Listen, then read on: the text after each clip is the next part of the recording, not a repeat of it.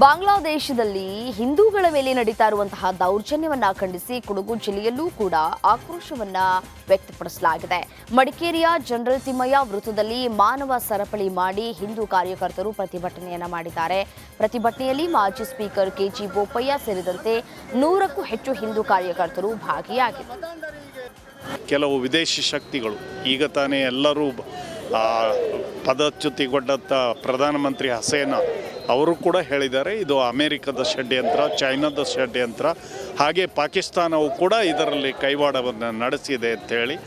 But target ಮಾಡಿರುವಂಥದ್ದು ಅಲ್ಲಿರುವಂಥ ಅಲ್ಪಸಂಖ್ಯಾತ ಹಿಂದೂ ಸಮಾಜದ ಮೇಲೆ, ಬಹುಶಃ ಹಿಂದೂ ಮಹಿಳೆಯರ ಮೇಲೆ ಅತ್ಯಾಚಾರ, ದೌರ್ಜನ್ಯ, ಬಹುಶಃ ಮಾನವನಾಗಿ ಆ ಕ್ರೌರ್ಯವನ್ನು ಯಾರೂ ನೋಡೋದಿಲ್ಲ. ವಿಕೃತ ಮನಸ್ಸಿನಿಂದ ಎಲ್ಲವನ್ನು ಮಾಡಿದ್ದಾರೆ.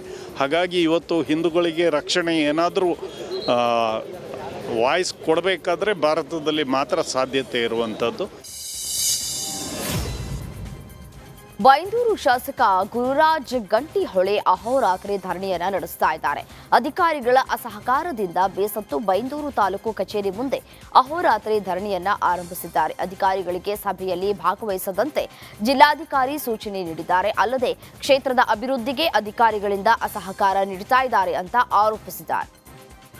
ನನ್ನ ಉದ್ದೇಶ ಇರುವುದು, ಒಂದು ಕಡೆ ನನಗೆ ಆಫೀಸ್ ಮಾಡಿ ಕೊಟ್ಟಿದ್ದಾರೆ ಗೌರ್ಮೆಂಟ್, ಇದು ಅಲ್ಲಿ ಕಾಲ್ ಮೇಲೆ ಕಾಲು ಹಾಕಿ ಕೂತ್ಕೊಂಡು ಆಡಳಿತ ಮಾಡ್ಬೇಕನ್ನೋದು ನಾನು ಕಲಿತೂ ಇಲ್ಲ ಮತ್ತು ನಾನು ಅದನ್ನು ಮಾಡೋದು ಇಲ್ಲ. ಜನ ಎಲ್ಲಿ ಕರೀತಾರೆ ಅಲ್ಲಿ ನಾನು ಹೋಗಬೇಕು. ನನ್ನ ಕರೆದ ಸಭೆಗಳಿಗೆ ಅದು ನನ್ನ ಹಕ್ಕು. ಅಧಿಕಾರಿಗಳು ಬರ್ತಾರೆ, ಎಂಥ ಅಧಿಕಾರಿಗಳಿದ್ರು ಅವ್ರ ಹತ್ರ ಕೆಲಸ ಮಾಡಿಸ್ತಾ ಇದ್ದೇನೆ. ಅವ್ರನ್ನ ಯಾರೋ ಟ್ರಾನ್ಸ್ಫರ್ ಮಾಡಿಸ್ಕೊಂಡು ಬರ್ತಾರೆ, ಇನ್ಯಾರೋ ತಗೊಂಡು ಬರ್ತಾರೆ, ಹೇಗೇಗೋ ಇರ್ತಾರೆ. ಆದ್ರೆ ನನ್ನ ಜನರು ಹೇಳಿದ ಕೆಲಸ ಅವ್ರ ಕೈಯಲ್ಲಿ ಮಾಡಿಸ್ತೇನೆ. ಆದರೆ ಇವತ್ತೇನಾಗಿದೆ ಅಂತೇಳಿ ಹೇಳಿದ್ರೆ, DC ಅವರು ಅಧಿಕೃತ ಫೋನ್ ಮಾಡಿದ್ದಾರೆ ಅಧಿಕಾರಿಗಳಿಗೆ, ನಾನು ಕರೆದ ಸಭೆಗೆ ಹೋಗಬೇಡಿ ಅಂತೇಳಿ ಹೇಳಿ. ನಾನು ಹೇಳುವುದು, ನನ್ನ ಹಕ್ಕನ್ನ ಮೊಟಕುಗೊಳಿಸ್ಲಿಕ್ಕೆ DC ಯಾರು? DC ನನ್ನ ಹತ್ರ ಕೇಳಿದೆ, ಎಲ್ಲಿ ಸಭೆ ಕರೆದಿದ್ದೀರಿ, ಯಾವ ವಿಷಯ ಅಂತೇಳಿ ನನ್ನ ಹತ್ರ ಒಂದು ಕೇಳ್ಬೋದಿತ್ತು. ಒಬ್ಬ ಶಾಸಕ ನನ್ನ ಹತ್ರ ಕೇಳ್ಬೋದಿತ್ತು. ಏಕಾಏಕಿ ನೇರ ಅವ್ರ ಅಧಿಕಾರಿಗಳಿಗೆ ಹೇಗೆ ಹೇಳ್ತಾರೆ ನೀವು ಸಭೆಗೆ ಹೋಗಬೇಡಿ ಅಂತೇಳಿ ಹೇಳಿ? ನಾ DC ಫೋನ್ ಮಾಡಿದೆ, ನೀವು ಯಾಕೆ ನನ್ನ ಅಧಿಕಾರವನ್ನು ಮುಟ್ತೀರಿ? ನಾನು ಅಧಿಕಾರಿಗಳನ್ನು ಕರೆದು ಜನರ ಸಮಸ್ಯೆಯನ್ನು ಅವ್ರ ಎದುರುಗಡೆ ಸಾಲ್ವ್ ಮಾಡ್ಬೇಕು, ಎಲ್ಲಾದ್ರೂ ಕರಿತೇನೆ.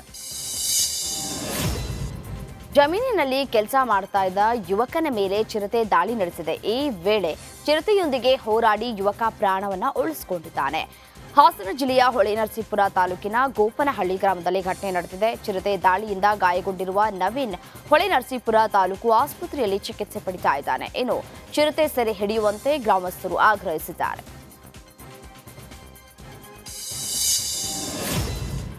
ಮಂಡ್ಯ ನಗರದಲ್ಲಿ ಹಾಡ ಹಗಲೇ ವ್ಯಕ್ತಿಯೊಬ್ಬ ಅಡ್ಡಾದಿಡ್ಡಿಯಾಗಿ ಕಾರು ಚಲಾಯಿಸಿದ್ದಾನೆ. ಈ ವೇಳೆ ಬೈಕ್ ಕಾರಿಗೆ ಡಿಕ್ಕಿ ಹೊಡೆದು ಫುಟ್ಪಾತ್ನಲ್ಲಿ ಇನೋವಾ ಕಾರು ನಿಂತಿದೆ. ಅನಾರೋಗ್ಯ ಪೀಡಿತ ಚಾಲಕ ಅಡ್ಡಾದಿಡ್ಡಿಯಾಗಿ ಕಾರನ್ನು ಓಡಿಸಿದ್ದಾನೆ. ಮಂಡ್ಯ ಸಂಚಾರಿ ಪೊಲೀಸ್ ಠಾಣೆಯಲ್ಲಿ ಪ್ರಕರಣ ದಾಖಲಾಗಿದೆ.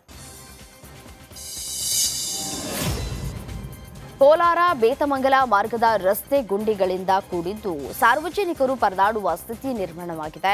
ಕೋಲಾರದಿಂದ ಕೋಟೆಗೆ ತೆರಳುವಂತಹ ಮಾರ್ಗ ಇದಾಗಿದ್ದು, KGF ತಾಲೂಕಿನ ಬೇತಮಂಗಲ ಮಾರ್ಗದ ಪಟ್ನ ಗ್ರಾಮದಿಂದ ಚಾಮರಹಳ್ಳಿವರೆಗಿನ ರಸ್ತೆಯಲ್ಲಿ ಗುಂಡಿಗಳದ್ದೇ ದರ್ಬಾರ್ ಆಗ್ಬಿಟ್ಟಿದೆ. ಸುಮಾರು 4 ಕಿಲೋಮೀಟರ್ ರಸ್ತೆಯಲ್ಲಿ ಗುಂಡಿಗಳದ್ದೇ ಕಾರುಬಾರು. ರಸ್ತೆ ಗುಂಡಿಗಳನ್ನ ಮುಚ್ಚಿ ಡಾಂಬರೀಕರಣ ನಡೆಸುವಂತೆ ವಾಹನ ಸವಾರರು ಹಾಗೂ ಸಾರ್ವಜನಿಕರು ಒತ್ತಾಯಿಸಿದ್ದಾರೆ. ರೇಣುಕಾಸ್ವಾಮಿ ಕೊಲೆ ಕೇಸ್ನಲ್ಲಿ ಜೈಲು ಸೇರಿರುವ ದಾಲ ಒಂದ್ ಕಡೆ ವಿಲವಿಲ ಒದ್ದಾಡ್ತಾ ಇದ್ದಾನೆ. ಇನ್ನು ಮನೆಯೋಟಕ್ಕಾಗಿ ಹಪ್ಪಿಸ್ತಾ ಇದ್ದಂತಹ ದರ್ಶನ್ ಜೊತೆ ಮನೆಯವರು ಮಾತಾಡಿದ್ದಾರೆ. ಪರಪ್ಪನ ಅಗ್ರಹಾರ ಜೈಲಿನಲ್ಲಿ ಇರುವ ದರ್ಶನ್ನನ್ನ ನೆನೆ ಪತ್ನಿ ವಿಜಯಲಕ್ಷ್ಮಿ, ಅಕ್ಕನ ಮಗ ಚಂದನ್ ಭೇಟಿಯಾಗಿದ್ದಾರೆ. 2 ಬ್ಯಾಗ್ ಬಟ್ಟೆ, ಹಣ್ಣು ಹಾಗೂ ಬೇಕರಿ ತಿಂಡಿಗಳ ಸಮೇತ ಆಗಮಿಸಿದಂತಹ ವಿಜಯಲಕ್ಷ್ಮಿ ಜೈಲಿನಲ್ಲಿ ಪತಿ ದರ್ಶನ್ ಜೊತೆ ಮುಂದಿನ ಕಾನೂನು ಹೋರಾಟದ ಕುರಿತು ಚರ್ಚೆಯನ್ನ ನಡೆಸಿದ್ದಾರಂತೆ. ವಿಶ್ವ ಆನೆ ದಿನಾಚರಣೆ ಹಿನ್ನೆಲೆಯಲ್ಲಿ ಶಿವಮೊಗ್ಗದ ಸಕ್ರೆಬೈಲು ಆನೆ ಬಿಡಾರದ ಆನೆಯೊಂದಕ್ಕೆ ಶಾಸ್ತ್ರೋಕ್ತವಾಗಿ ಅಶ್ವತ್ಥಾಮ ಅಂತ ಹೇಳಿ ನಾಮಕರಣವನ್ನ ಮಾಡಲಾಗಿದೆ. ಕಳೆದ ವರ್ಷ ಚಿಕ್ಕಮಗಳೂರು ಜಿಲ್ಲೆಯ ಮೂಡಿಗೆರೆ ತಾಲೂಕು ಆಲ್ದೂರು ಅರಣ್ಯ ವ್ಯಾಪ್ತಿಯಲ್ಲಿ ಸೆರೆ ಸಿಕ್ಕ ಕಾಡಾನೆಯನ್ನ ಸಕ್ರೆಬೈಲು ಆನೆ ಬಿಡಾರಕ್ಕೆ ಕರೆತಂದು ಪಳಗಿಸಲಾಗಿತ್ತು. ವಿಶ್ವ ಆನೆ ದಿನಾಚರಣೆ ಹಿನ್ನೆಲೆಯಲ್ಲಿ ಅರಣ್ಯ ವನ್ಯಜೀವಿ ಇಲಾಖೆಯ DFO ಪ್ರಸನ್ನ ಕೃಷ್ಣ ಪಟಗಾಡ್ ನೇತೃತ್ವದಲ್ಲಿ ಆನೆಗೆ ಹೆಸರನ್ನ ಇಡಲಾಗಿದೆ.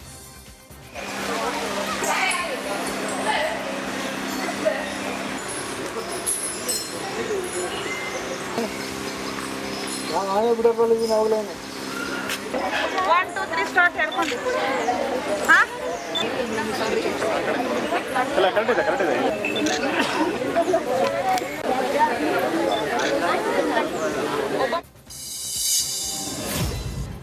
ಮೈಸೂರಿನ ಚಾಮುಂಡಿ ಬೆಟ್ಟ ಅಭಿವೃದ್ಧಿಗೆ ಪ್ರಾಧಿಕಾರ ರಚಿಸುವುದಕ್ಕೆ ಸರ್ಕಾರ ಮುಂದಾಗಿದೆ. ಇದು ರಾಜ ಮನೆತನದ ಪಿತ್ತ ನೆತ್ತಿಗೇರಿಸಿದೆ.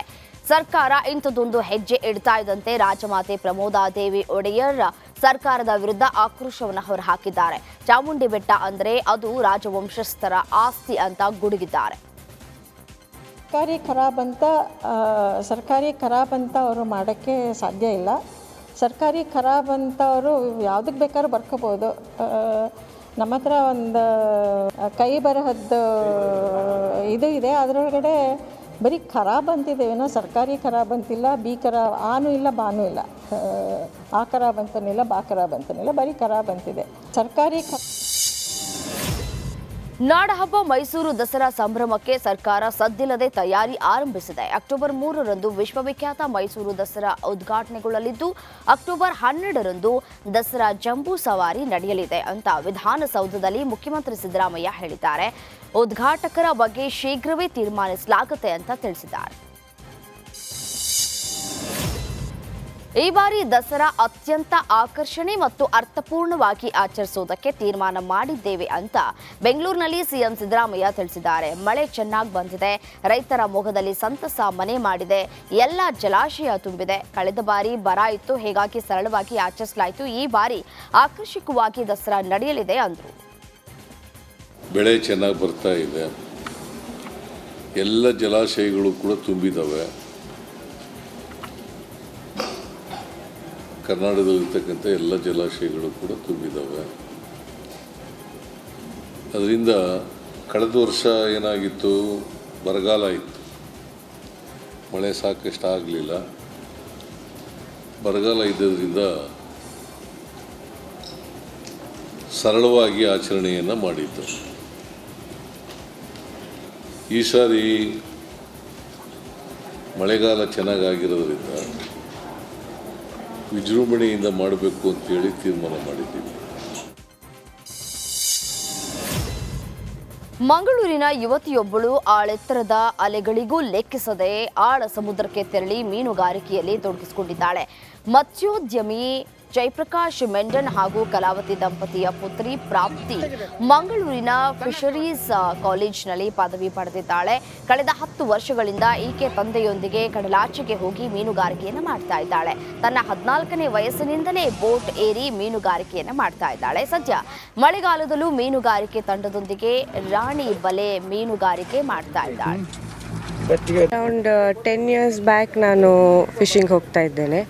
ಅಂದರೆ ಆಗ ಅಷ್ಟು ಗೊತ್ತಿರಲಿಲ್ಲ. ಆಗ ನನ್ನ ಡ್ಯಾಡಿಗೆ ಬೋಟ್ ಇತ್ತು, ಸೊ ಸ್ವಲ್ಪ ಇಂಟ್ರೆಸ್ಟ್ ಡೆವಲಪ್ ಆಗ್ತಾ ಇತ್ತು. ಅವ್ರು ನಂಗೆ ಹೀಗೇ ಸ್ವಲ್ಪ ಬೋಟ್ ತೋರಿಸಲಿಕ್ಕೆ, see this looks like this, ಹೀಗೆ ಬೋಟ್ ಉಂಟಾ ಅಂತ. ಸೊ ಹಾಗೆ ಸ್ವಲ್ಪ ಇಂಟ್ರೆಸ್ಟ್ ಡೆವಲಪ್ ಆಗಿ ಒಂದೆರಡು ಟ್ರಿಪ್ ಹೋಗಿದ್ದೆ ಅರೌಂಡ್ 12-13 years ಇರುವಾಗ. ಮತ್ತೆ ಇಂಟ್ರೆಸ್ಟ್ ಜಾಸ್ತಿ ಆಗಿ ಮತ್ತೆ ನಾನು ರಾಣಿ ಬಲೆಗೆ ಹೋಗಲಿಕ್ಕೆ ಸ್ಟಾರ್ಟ್ ಮಾಡಿದೆ. ಅದು it is even more interesting than purse seine. So ಅದರಲ್ಲಿ ನನಗೆ ಜಾಸ್ತಿ ಎಂಜಾಯ್ ಆಗ್ತಿತ್ತು. ಮತ್ತು 15 yearsಲ್ಲೇ ಐ ಹ್ಯಾಡ್ ಡಿಸೈಡೆಡ್ ನಾನು ಫಿಶರೀಸ್ ಅಂತಲೇ ಟೇಕಪ್ ಮಾಡ್ತೇನಂತ as my education. So PUC ಆದ ನಂತರ I wrote my CET and I got into fisheries college Mangalore. ಮತ್ತು ಈಗ ಕರೆಂಟ್ಲಿ ನಾನು ಬ್ಯಾಚುಲರ್ಸ್ ಆಗಿ ಮಾಸ್ಟರ್ಸ್ ಫೈನಲ್ ಇಯರಲ್ಲಿದ್ದೇನೆ ನಾನೀಗ. ರಾಜ್ಯದ ಕರಾವಳಿಯಲ್ಲಿ ಮೀನುಗಾರರಿಗೆ ಆರಂಭದಲ್ಲಿ ಶಾಕ್ ಆಗಿದೆ. ಕಳೆದ ಕೆಲ ದಿನಗಳಿಂದ ಮತ್ಸ್ಯ ಬೇಟೆಗೆ ಇಳಿದರೂ ಯಾವುದೇ ರೀತಿಯಲ್ಲೂ ಮೀನಿನ ಹಿಡುವಳಿಯಾಗ್ತಾ ಇರಲಿಲ್ಲ. ಹೀಗಾಗಿ ಆಳ ಸಮುದ್ರ ಮೀನುಗಾರಿಕೆ ಮಾಡುವ ಬೋಟುಗಳು ಕೂಡ ಬಂದರಿನಲ್ಲಿ ಲಂಗರು ಹಾಕಿ ನಿಲ್ಲುವಂತಾಗಿದೆ. ಸಮುದ್ರ ಜಾಲಾಡಿದ್ರೂ ಮೀನುಗಳು ಕಣ್ಣಿಗೆ ಬೀಳ್ತಾ ಇಲ್ಲ. 100 ಕಿಲೋಮೀಟರ್ ದೂರದವರೆಗೂ ಸಹ ಮೀನು ಹುಡುಕಿದ್ರೂ ಕೂಡ ಸಿಗ್ತಾ ಇಲ್ಲ ಮೀನುಗಾರಿಕೆ ಆರಂಭದ ವೇಳೆಯಲ್ಲಿ ಕರಾವಳಿಯ ಬಹುತೇಕ ಮೀನುಗಾರರು ಸೀಗಡಿ ಮೀನಿನ ಬೇಟೆಯಾಡ್ತಾ ಇದ್ರು. ಆದರೆ ಈ ವರ್ಷ ಸೀಗಡಿ ಕೂಡ ಸಿಗ್ತಾ ಇಲ್ಲ. ಹೀಗಾಗಿ ಬೋಟುಗಳು ಬಂದರಿನಲ್ಲಿ ಲಂಗರು ಹಾಕುವಂತಹ ಪರಿಸ್ಥಿತಿ ನಿರ್ಮಾಣವಾಗಿದೆ. ದರ್ಶನ್ ಬೆನ್ನು ಬಿದ್ದಿರೋ ಲಿಪ್ಸ್ಟಿಕ್ ರಾಣಿ ಪವಿತ್ರ ಗೌಡ ಜೈಲಲ್ಲಿದ್ರೂ ಬಿಟ್ಟು ಕೊಡೋದಕ್ಕೆ ಸುತಾರಾಮ್ ರೆಡಿ ಇಲ್ಲ. ಹೊರಗೆದ್ದಾಗ ಪ್ರತಿ ವಿಚಾರಕ್ಕೂ ದಾಸನ ಕಾಡ್ತಾ ಇದ್ದ ಈಕೆ ಈಗ ಕೊಲೆ ಕೇಸಲ್ಲಿ ಲಾಕ್ ಆಗಿದ್ರೂ ವೈಷಮ್ಯ ಮಾತ್ರ ಬಿಡ್ತಾ ಇಲ್ಲ. ಯಾವುದೇ ಕಾರಣಕ್ಕೂ ಕಾಟೇರನ ವಿಚಾರಕ್ಕೆ ವಿಜಯಲಕ್ಷ್ಮಿ ಎಂಟ್ರಿ ಕೊಡಬಾರದು ಅಂತ ಮೂಗು ತೂರಿಸಿದ್ದಾಳೆ. ಇನ್ನು ಪತ್ನಿ ವಿಜಯಲಕ್ಷ್ಮಿ ಹಲವು ಬಾರಿ ಪತಿಗಾಗಿ ಭೇಟಿಯಾಗಿ ಮಾತುಕತೆಯನ್ನ ಕೂಡ ನಡೆಸಿದ್ದಾರೆ. ಆದರೆ ಇದು ಪವಿತ್ರ ಗೌಡಗೆ ಉರಿಯಾಗಿದೆ. ತಾಯಿಯ ಮೂಲಕ ವಿಜಯಲಕ್ಷ್ಮಿ ಕುಟುಂಬದ ಬಗ್ಗೆ ಮಾಹಿತಿ ಕಲೆಯನ್ನ ಹಾಕ್ತಾ ಇದ್ದಾಳಂತೆ. ಆಗಸ್ಟ್ ತಿಂಗಳ ಮಳೆಗಾಲ ಅಂತಂದ್ರೆ ಕೊಡಗು ಜಿಲ್ಲೆಯ ಜನ ಬೆಚ್ಚಿ ಬೀಳ್ತಾರೆ. ಇದಕ್ಕೆ ಕಾರಣ 2018ರಿಂದ ಸತತವಾಗಿ 3 ವರ್ಷಗಳು ಸಂಭವಿಸಿದ ಜಲಪ್ರಳಯ, ಭೂಕುಸಿತ. ಆದರೆ ಈ ಬಾರಿ ಸದ್ಯಕ್ಕೆ ಮಳೆ ಕಡಿಮೆಯಾಗಿದ್ದು ಅಂತಹ ಯಾವುದೇ ದುರಂತಗಳು ನಡೆಯುವ ಸಾಧ್ಯತೆ ಇಲ್ಲ ಅಂತ ಭಾರತೀಯ ಭೂ ವೈಜ್ಞಾನಿಕ ಸರ್ವೇಕ್ಷಣಾ ನಿವೃತ್ತ ಉಪ ಮಹಾನಿರೀಕ್ಷಕರಾದ ಡಾಕ್ಟರ್ HSM ಪ್ರಕಾಶ್ ಮಾಹಿತಿಯನ್ನ ನೀಡಿದ್ದಾರೆ. ವರ್ಣನ ಆರ್ಭಟಕ್ಕೆ ಸಿಲಿಕಾನ್ ಸಿಟಿಯಲ್ಲಿ ಅವಾಂತರಗಳೇ ಸೃಷ್ಟಿಯಾಗಿವೆ. ಕೆಲವೆಡೆ ಅಂಡರ್ ಪಾಸ್ಗಳು, ರಸ್ತೆಗಳು ಜಲಾವೃತಗೊಂಡು ವಾಹನ ಸವಾರರು ಪರದಾಡಿದ್ರು. ಹಲವೆಡೆ ಅಪಾರ್ಟ್ಮೆಂಟ್ನ ಬೇಸ್ಮೆಂಟ್ಗೆ ನೀರು ನುಗ್ಗಿ ಜನಜೀವನ ಅಸ್ವಸ್ಥವಾಗಿತ್ತು.